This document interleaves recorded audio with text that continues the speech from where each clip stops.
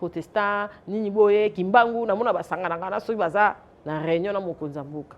Mais après wana orientation ezalaka nini? Batu ya kati ya Lingomba bokomi lokola na terrain ya Jibe na Wera Fali na Ferry. Et ça la fierté à l'église ya Liloba te.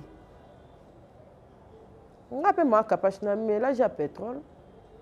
Nga kuna zalaka pour kolia ba misunité. Le gim atati siko pour na revivre longtemps. Bikila ya Liloba ezara très important dans la vie na biso réel. Bikila Liloba ezara très important pour na biso pe bana na biso. Nga na boya ngote. Botika ba guerre. Côté pe ya papa Kondi. Nayebi ke émission ya mama Kapache etalemaka. Biso toyebi Liloba na clash te. Ba frère bazoyela Liloba ba clash wana baza pena batu ya kobani en église. To yebi papa na mambo wana te la preuve année même ado yuwe. Asambelaka kuna. Aza pe proche parmi ba journaliste ya équipe ya papa. Tout le monde a kenda nous place ya ko clasher te. To lobela makambu église. Il faut ligner zala. Mutu azo tombola Liloba. Mutu abimi kati église ya Liloba. Azali fierté ya prophète Kondi. Totika kokotisa bana nzambe na poto ya ba polémique. Akendaki azotambola na kombo ya te. Ye na nzambe na ye. Prophète Kondi akotikalaka te kokanga makolo na ye. Na maternité na ye ya kobimisaka basali na nzambe po moko agafe. Peut-être choka ki papa Kondi. Moi maloba, moi poto loba to yeba te bana ba ramenaka.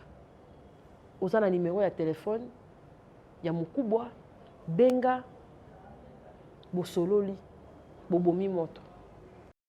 Bandeko ya Kinshasa pe ya ndinga ya lelo ya sika botu nanga nini société ya botongi bandako na kombo ya Thierry Bouda Construction TBC en cycle ezali organisé ba service ebele en matière de construction lokola maçonnerie, architecture, construction des ouvrages de génie civil, carrelage pe misala ya ndenge na ndenge ezali na kati bozoluka biso wapi boluka biso musika te bozali na numéro 35 avenue Victoire commune ya Kalamu quartier Matongede référence au Bibi Play ba numéro na biso ezali 0032 46 62 49 007 081 19 46 088 benga biso pe na numéro mususu 083 81 15 088 kola lisamisu te bandeko ya Kinshasa soki oza na bandako na yo keba okoya kotika bana ba orphelin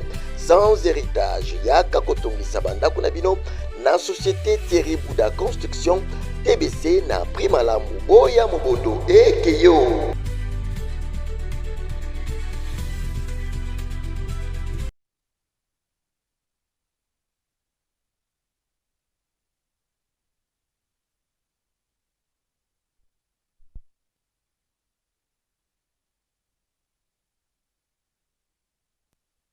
C'était par rapport à l'église na biso ya Congo, balobi ne juge point mais biso ba na nzambe to lingaka te mabe e yape e deméré. Yango na lobaka mingi toko peuplé lola. Toko dépeuplé penali felo. Biso to za ba na nzambe to za vraiment na crédibilité ya kozala ba na nzambe pona ba marche na biso to tambolaka na lolenge o elongo bani. To za ana Kinshasa mais to za partout. To lobi eloko niyo elakisaka ke moi na nzambe Aza vraiment né de nouveau. Voilà. Aza baptisé. Nga pe nazoka baptême te. Non tu ko nga baptême kalaming te. Kalaming te awa kaka. Nazaka mo Christo mais nazaka baptisé te. Mais tant na yo ko mona ke baptême. Même maman nga yebisinga babala ni mususu na église mususu ba exigera bango baptême. Nabi oh ko batisama eza eloko moko important. Donc elongoli yo na monde mususu. Pour okoma pena véritablement na nzambe et puis la kisama na o pratiquer yango na kati ya mokinde tozali ko vivre bon. Merci na baonyo so Rolanda biso. Merci na bao bazali de partout. Merci na réalisateur o na lingate ba bokaye le petit paradis, petit mais costaud abonsaka musala pour musala ezape ali nzanza. Aza derrière la caméra. merci na ba o nyonso balandaka biso partout tolingaka bino mingi yango toyaka toujours koloba merci na ba o nyonso bazali ba partenaire na biso ezala dans l'ombre ezala boye parce que ce n'est pas donné à tout le monde. Prophète Gédéon na pesi yo bambote place ozali parce que okaniseli pe Kapage télévision nzambe apesa o lisusu yebele 2026 nazoloba bilan eza ndenge nini bilan ya l'église surtout ya réveil nga jo mona fandi na lobi na tamboli mais nazonga nanga mu katola po mu catholique ezaka nango penza na boyi tina nini nalobi bongo nauti kokota lisu dernièrement église na biso Saint Augustin lemba mais namoni ordre na bi église catholique ti lelo échangea te mais totala siko église de réveil na jugé te mais en tant que journaliste investigation namona na sango moko te aye kozongisa sango mususu ndika namona te sango moko alobi sango mususu pe aye koloba démentir namona na ngango te po communauté baosuspendre bino namona te frère moi ya catholique aye asali émission ya clash frère mususu azongisi hormis sango na biso moko alekaka azaka nayeba te soki azala na province sango na biso wana hormis yo papa Blaise hormis ye nde namonaka moko ayaka tuti mwa bordure ake mais namonaka te pour l'église des réveils cher ekoma place ya mabanga cher ekoma place ya bambwakela cher ekoma place ya clash bana na nzambe bakoma na légèreté ya kosakana te l'église ekoma na légèreté ya kosakana te bopesaka biso posa ya kokende mayanga ni lisusu te surtout réveil nga moko mpe naza né de grandi dans l'église qui protocole intercesseuse chantre chorale naleka eza na eloko moko te oyo bakoapprendre nga na kati ya église ya réveil eza te mais ya lelo ekomi mawa mpe soni ekomi pasi totaki koleka avant moko napesi no bato oyo mpe baolanda biso de partout nazalaka mpenza na respect ya baabone na ngai nzambe apambola bino mpo molomolo 300k nzambe aobatela mpe azofournir énergie apambola banon abonné bato ebele batalaka baémission ezalaka baoyo basabona te eza te ke balingi biso te bamisu bayebaka kosabone te bato baza na kati peut-être bamisala ayeka asabona akenda na ye baabone na biso mpe misusu bakenda bakufa bazalaka lisusu te mais lokwa basabona etikala mpe ya leur zame nzambe apambola moto nyonso akosimbama na dès 2025 azala totambola na sanctification eza très important bamisu baoloba ayambaka dela metana ndenge azonga konzele mosantu eza vi na ye makambo na ye azali hypocrite te alobi naza nganga na yedaka bato na bamaladi kili eza ye biso mpe koto eza biso soki ozotambola bongo na mokili okowumela ya kokipe makambo na yo mpo eza na multiple paster mpe oyo toyebi te baza mpe na makambo wana bandimi bozoreflecte nini bandimi eloko nini oyo biso tokoki kobanga to tokoki kozala fiere nango na kati église toyebi te eloko nini oyo biso toyaka dimanche na ban église te tokendaka place songolo pakala te oyo tokozala na bobangi nango na bino oyo baparadis basere Ursula Kapage basere Jackie Kapage baparadis oyo bakendaka église chaque dimanche akimi mosala ake na église basere Sarah eloko nini oyo bino bobangisa biso comportement ereflectera boyambi ya moto marche 10 commandements nayebi te so ba 10 commandements yango bato basalela yango ti lelo bible estce bana nzambe bakendaka bayoki amen alleluya amen babengi nga lelo baosambisanga mpona biloko na nga moko amen nzambe akumisama en tout cas pasteur na biso fanatisme na kati église biso lelo tokolia loso tolobi dimanche oyo akolia église wa papa Ezekiel tokopesa $50 na mutu akoya na 10 têtes na kati ya église tolambaka soso na pondu mpona oyo bakoya si amen tokoya église amen totaki komona guerre awa ya papa na biso mukuna na papa na biso voici l'homme guerre eke ezongi clash na bandimi mpo bangana na wenge soko yi osimbi awa waye osimbi awa ye soni na baéglise bafrère na basœur corporation ya baéglise de réveil corporation ya baéglise nyonso ya Congo tomonaka ndenge basanganaka soki papa mokonzi ya mboka alinga kata communion soki abengi bato ya baéglise wana bomoko ekomaka mbala moko protestant nini boye kimbangu namona basanganaka na soki baza na réunion na mokonzi ya mboka mais après wana orientation ezalaka nini kondima eza lisusu te préoccupation ya bana na nzambe ekomi clash préoccupation ya bana na nzambe ekomi polémique ngai nde bomoni nga mama kapashi boye na pasteur John tozalaka lisu likolo ya lisu na baéglise nyonso mponga na mwana nzambe natalaka na etidiaka nakendaka nazongaka ngaka ndule te ngaka baémission te natalaka namoni niveau ekomi deka bata liloba baliloba ekomi ebele napesi mbote na papa na biso prophète Konde que je respecte parce que nayebi studio na ye na limete wana nanga mpe nakutana na papa nasala émission mikolo ezali koya napesi mpe mbote na moko oyo alongwa na kati ya église ya liloba prophète Daniel iwime napesi ye mbote na kati ya Angola wana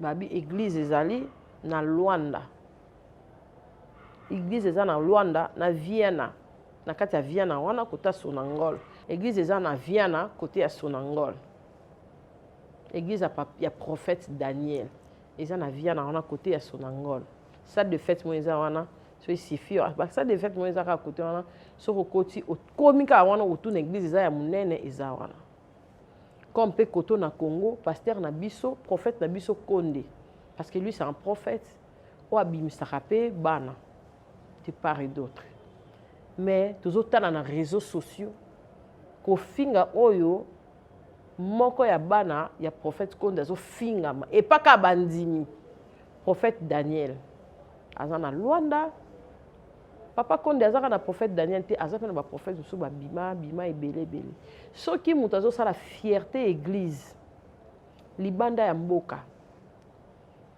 aloba malamu aloba mabe mais soki ye moko papa alobi na ye eloko te botikela mutu wana mbeba na ye moko a continuer nango ke batu ya kati ya lingomba bokomi lokola na terrain ya jibe na wera fali na feri ezosala fierté ya église ya liloba te nga pe maka pache na mélange ya pétrole nga kuna zalaka pour kolia ba misunité le gim atati siko pour na revivre longtemps bikila ya liloba ezalaka très important ta na vie na biso réel bikila ya liloba eza très important pour na biso pe bana na biso nga na boya yango te mais image nini oyo ezopesama na kati ya bana nzambe et puis na kati ya église image nini kofinga oyo ezofinga misa papa Daniel po asali kaka église autre na Angola po akomi na célébrité po akomi na bato ebele na église ale bato oyo batikali koto oyo clash eloko pamba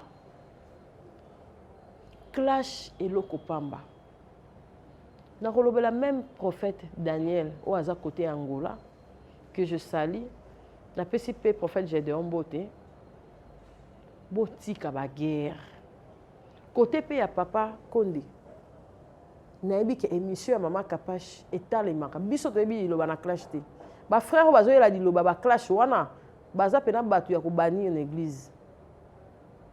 To yebi papa na mambo wana te la preuve année même ado yuwe. Assemble la kuna. Aza peu proche parmi ba journaliste ya équipe ya papa. Tout le monde a kenda no place ya ko clasher te to lobela makambu église. Il faut ligner zala. Mutu azo tombola liloba. Mutu abimi kati église ya liloba. Azali fierté ya prophète Konde. Ko finga maya boy. To uti déjà na nde na lobi exemple. To uti déjà pa mukuna, la voici l'homme. Ale to baluka boy, to mona isusu. Batu ya soi-disant. Pona yebi ke papa na makambu wana azalaka kutu te. C'est un homme très juste, très simple. Na droiture moko ya kosakana te. Église, ceux qui batu bazo s'élever koloba contre kombo ya mutu munene. Il faut communauté ya presse. Tu veux que tozo saisir batu te, mais ezara na babilo musu pe bo bengi mutu wana ata na compte na ye, bo prévenir ye. Côté opé ya prophète Daniel, ceux qui passent na corporation to équipe ya presse. Bon, il y a des disponibilité pour ça les autres qui ne bientôt mon église.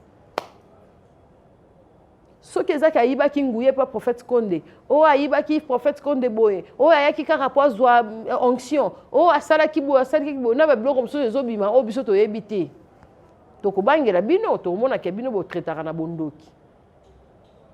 Mais ce qui mutu o azui lipamboli et pas papa.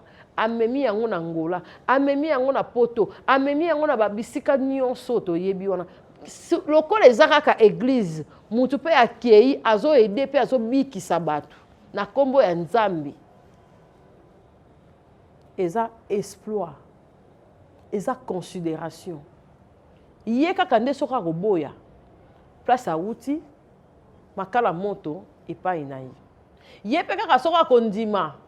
Que père spirituel nanga papa nanga oya yambanga. Isa prophète Konde. Ye kaka na Nzambe na ye. Bana Nzambe, bokwe isi église. Bokwe isi église, pe bokwe isi kondima kitoko te. Kitoko te. To yebeli liloba na makambo boye te. To yebi makambo na ba hein? To tanga ba kombo te mais to yebi ba clasher.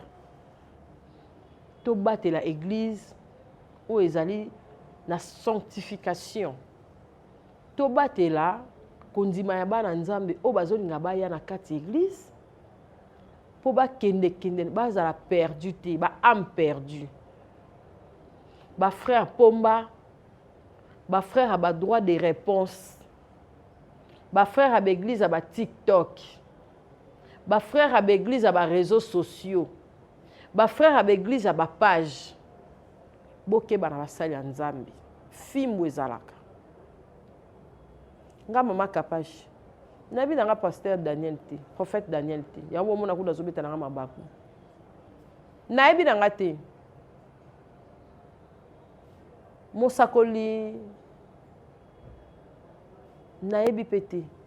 Papa Konde, natika ko na été. Mais nali solo kaka na ndenge ba mema ngai na pesi ma lolo mbote ma ba ishokoko na pesi mbote na ndenge na sambela kuna ndenge na yebi bazaka na puissance surtout ya délivrance par parole de reconnaissance par profession eza makasi na liloba surtout délivrance totika kokotisa bana Nzambe na poto ya ba polémique akendaki asotambola na kombo ya te Yé na Nzambe na ye. Prophète Konde akotikalaka te kokanga makolo na ye na maternité na ye ya kobimisaka basali na Nzambe po moko agafe te. To bonyo ngata na papa Moïse Mbiye frère na biso agafaki o dekaki na ba asaki saki ba polémika wao baliaka ngambongo ya nini mais esalite ke Moïse Mbiye a couronné sous moyembi mosusu te to mona kiango. Pasteur Moïse, il a couronné, papa, mon frère, on a vu ce mot à l'église, on a passé un trophée. Moutou a salami, a salabero. Moutou a salami pour la katina ye. Batu misus ba biki sama. Ako frena na été. Papa Konde a refréné na ye ko bimisa basali te. Bo sa na bino musala ya pamba. Prophète Daniel peut place aux Angola refléter église ya Liloba. Tala banani ovandi na bango pembeni, tala batu nini ozolia na bango, tala organisation église na yo. Lelo mutu azaka likolo akoya kapena si. Soko aza organisé te. Papa Daniel namoni bandibi baze belé na pesi kutu na adresse église pour na luka e na yeba yo makasi. Na pesi na adresse église maintenant na bien bien te mais pour na batu ba kene ko se retrouver. Tala pe milliers na yo na ozali ko sala. Miteya se rendre en cause. Peut-être choqué qui papa Konde. Moi maloba, moi poto loba rato e barate banani ba ramenaka. Osana numéro ya téléphone ya mukubwa benga bosololi bobomi moto. Sur pe une église bato bazo bimisa ba sekele oya yo po basala ngo polémique na bato su ya Liloba bozana Angola eza avantagé te. Bobengani bosali ba s'associer pour église ekende liboso. Lelo mutakoki kozala na célébrité mais lobi azangi yango. Tout le monde a ba pasteur ebele ba kufa pour na ba polémique. Tout le monde a ba brebis ebele bazali disperser l'église pour na ba polémique église. Nga tant que maman Kapache, maman ona yamba ba sali na Nzambe, maman ona yebi Liloba pe ndenge ezalaka na zape moto na kota pe église a Liloba. Na yebi ba principe moza ba principe makasi nazo kama ndenge polémique comme okoma nango. Na Liloba mambo ezalaka te. Oza makambo ba y réveil muke bango nyonso te. Ne na loba bo Saint-Esprit ekote la bino ezongisa bino na nzela. Mutu akei na makambo ya Liloba na parole ya Liloba na Angola. Combien de biso to bebisi ba to bungisi ba ndeko na biso na Angola wana. Pona kozanga bonzambe. Combien de Congolais ba kufi ti siko ba bazolela. Namboke kwea combien mais Nzambe kaka sko bino basali na Nzambe oyo bazali puissant na Liloba d'être prophète Daniel oza wana pona ko ressusciter bato yo mité mezoki bato ba perdre ba être cher kana Angola na bato bazo kufa ebele bazo na besoin ya Liloba Nzambe bazo na besoin ya polémique te Nzambe ya pambola yo naza sur na éveil o nga na sali et ko stopper na nubuzoba mususu o ezali ndinga et ko sala ke bato nyonso bazali na église a Liloba o bazali na Luanda ba koma ini po bopesa pe prophète Konde pas cité po ezala regretter pour na papa Konde ke ba o nazo bimisa bana nanga o nazo bimisa na fanda kina banani papa soko azo regretter bino pe bo progresser te.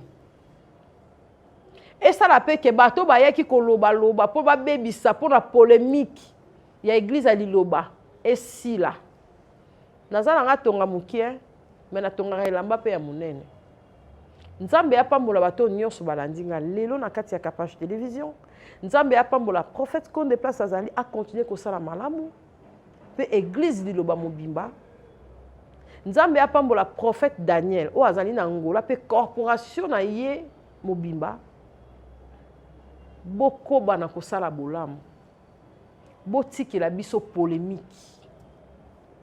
eza nango na nzela te Nzambe ya pambola ba oyo bazandaki émission oyo tokutani prochainement na émission ya sika ba o bazali kona posa église tokende wapi tokutana wapi na tie numéro ya église ozana besoin ya délivrance ozana besoin ba sambela pona yo ozana besoin ya boye na moni ba exploit ya prophète Daniel na tchali bino numéro ba o ba koluka ba contacter na Luanda o contacter na part ya maman Kapache awa pe église ya Liloba ba o ba lingi ba contacter église ya Liloba na Kinshasa bo contacter bato bazali proche ba komema bino pe pa prophète Konde Nzambe apambola bino apesa bino lisusu ya koleka po année oyo ezala année ya bonheur et non ya tristesse. Merci parce na beti bino libaku bolimbisa ngai po nga pena avant koloba na balolaka pena lolemo 7 fois avant na ya. Bisous, bye. Merci. Kapache TV. Capage TV. Capage TV.